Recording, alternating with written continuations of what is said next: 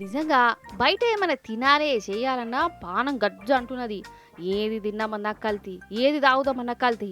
అంత గట్లయిపోయింది. తినే తిండిలో కల్తీ, తాగే నీళ్ళల్లో కల్తీ, అన్ని కల్తీనే అయిపోయాయి.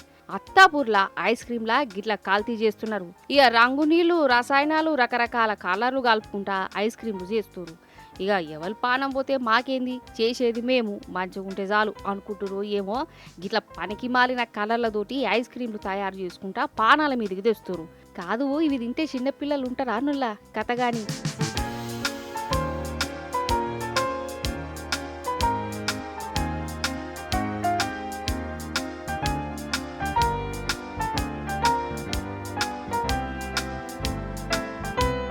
ఇక ఇంకోటి గాసంటి కల్తీ ముచ్చట్నే చూడురి. ఇది అయితే ఇంకా ఘోరం.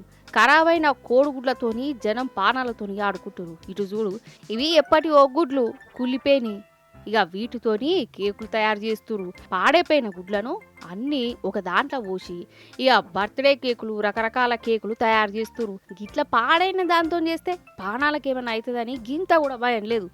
పోలీసులు ఎన్ని చెకింగ్లు చేసినా, ఎంతమందిని అరెస్ట్ చేసినా ఈ డూప్లికేట్ గాలకు భయం అనేది లేకుంటున్నది.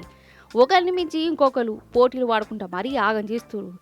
ఏ మనుషులు ఏమపో.